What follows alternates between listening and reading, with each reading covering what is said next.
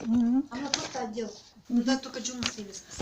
Мен білгім келгені бар ғой, кеше мысалы конфликт болды. Мен болдым. Сонда сіз ғой келіп айтқан, полиция шақырдық біз, жұрттың көзінше бір қазақ кісі келді. Мен онда стрессте болдым.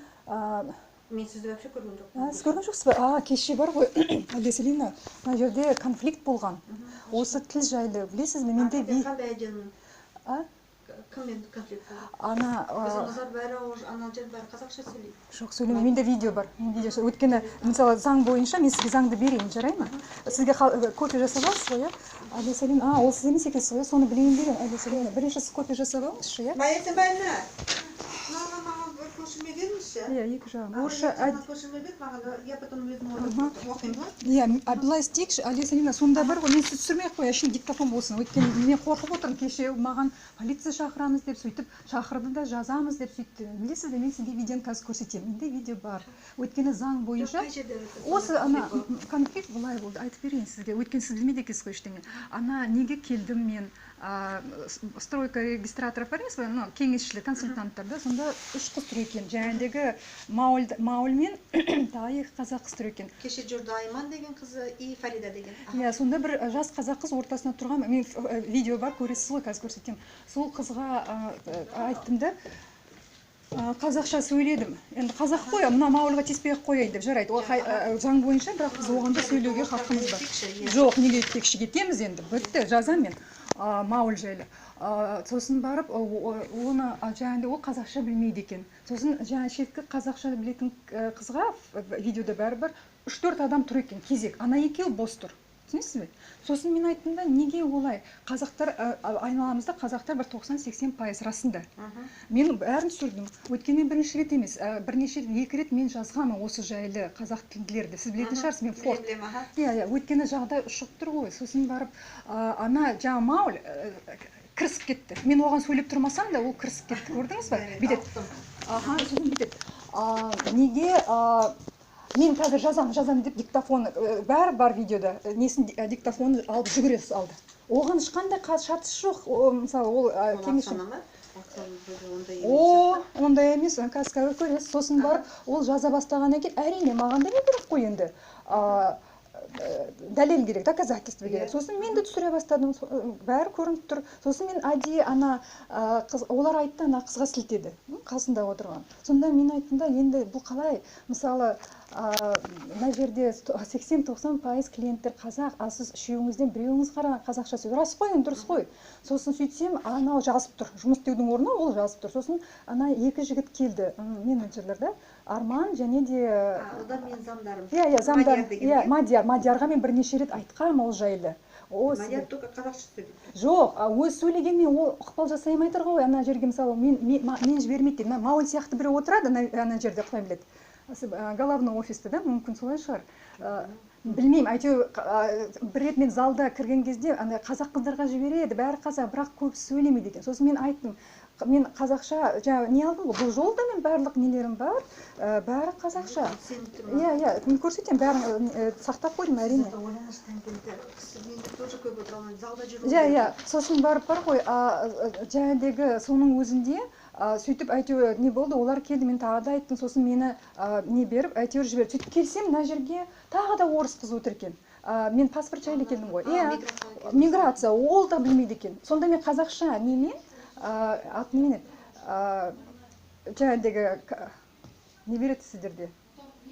Куәлік, жеке куәлік береміз? Жоқ. Чек емес, сонымен жаңағыдегі орыс қыз, ол да әрине сөйлемейді. Сондықтан тағы да конфликт, ол қасына жібереді. Қазір оғында оғып жүр, одар оғат қой. Сөйлемейді.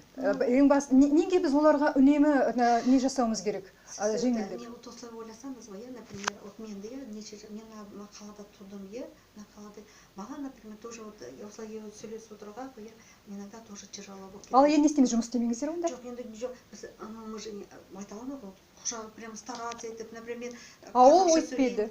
Ол маған анаған сілтеді қасындағы кісіге. Ол да, тыңдаңызшы, оған да кезек екен. Сіз тыңдамасаңыз мен кете беремін, енді ештеңе жоқ. Министерствоға жазамын бәрін. Өйткені шаршадым. Видеом бар, дәлелім бар. Қасындағы кісіге ол да айтты, міне, мынаған барыңыз деп айтты. Ол кісіде тағы да кезек екен. 3 адам. Сонда қалай болады? Бұлар қазақша сөйлемейміз, мемлекеттік тілді білмейміз деп отыра береді екен. Сонда ана қазақша сөйлейтіндерге 2 есе көп, 3 есе көп ауыртпалық түсіп отыр. Екеуінің жалақысы бірдей. Неге ондай? Мен сосын айттым, сіз мына жерге онда жалғыз ғана орыс тілділерді қызмет көрсетейін деп жазыңыз дедім. Рас солай болып тұр ғой енді. Осылай ойласақ, сіз де орысшада қазақша жақсы сөйлесіп тұрмыз. Иә, білесіз, орысшада қазақша білесіз бе? Бәрі сондай болу керек. Оған көтеріліп келе жатырмыз ғой. Қашан көтереміз? 27 жыл болды. Алмау керек жұмысқа, тест өткізу керек, жұмысқа алатын. Неге олар мысалы өмір мектепте оқыды бәрі. Совет одағының кезінде де оқыды. Бұлар жас. Не істеді мектепте 11 жыл? Университетте оқыды. Неге мұғалімдер? Оларға айту керек. Неге қазақтар біледі? Например, вот осылай ойласақ, мен, например, орыс школын бітірдім. Мен де бітірдім. И я прекрасно говорю по-русски. Я 18 лет обучалась на русском языке. Например, 10 класс бітірдім, мына орыс школында бізде бір предмет қазақ тілін болған жоқ.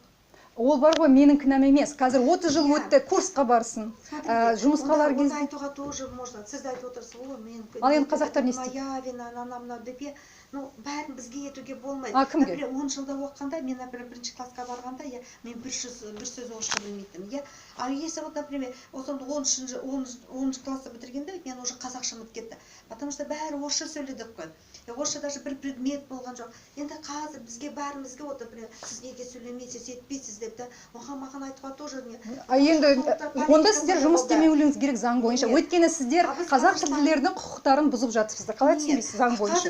Мы стараемся, например. Она почему не старается, вот эти ваши девушки? Почему они так себя ведут? Маульді кім қойып қойды ол жерге HR отделінің бастығы? Сіз емес, е? Мен айттым ғой, мынау отдел гіне.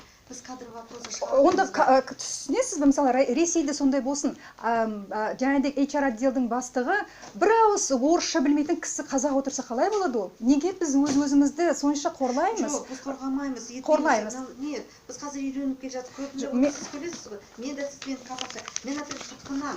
Вот ана қыздарға қарасам, сіз неге оларға заңды түсіндірмейсіз? Түсіреміз. А дело в том, что олар уже қарасам, олар ұғады. Оққанда не пайда, маған бүйтіп жатыр, маған қарсылық. Сосын бір кісі келді бүйтіп айтты, жаңағыдегі миграцияның атын ұмытып қалдым, менде видео бар. Мен полиция шақырдым, жұрттың көзінше, сол үшін келіп отырмын. Ол кісі айтты, мүмкін жаңағыдегі кісі шығар, білмеймін, түрін ұмытып қалыппын. Бірақ видео бар ғой сізде, общий видео, ол жерде тауып аламыз, керек болса. Мен полиция шақырдым, қазір участковыйды жібереді деп айтты. Сонда жұртта орысша айтты. Залда орыстар тұр. Сөйтіп, это не қылдеді? Разжигание межнациональной розни без суда и следствия. Она меня уже стигматизировала, она меня уже обвинила, она меня уже сделала преступником. Представляете? Только за то, что я требовала оказать мне услугу в Казахстане на казахском языке, который является государственным, она меня так обозвала прилюдно. И там вот эти бабушки, которые советских времен, они начали на меня кричать все, что ты там делаешь, разве так можно? Вы представляете, в каком я положении? Это такое унижение пережила. Я пришла всего лишь получить паспорт, я взяла все на казахском языке, талоны.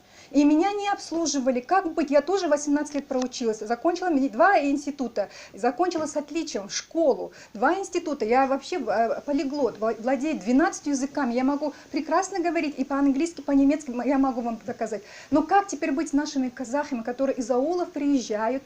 Они не могут трудоустроиться, потому что их такие, как Мауль, никогда на работу не возьмут, в то время как они нарушают права и законы РК. Ну что нам делать, пожалуйста, скажите, вот так она, как она смела так сказать, почему они не обратились к вам? Вы здесь же были, да, вчера?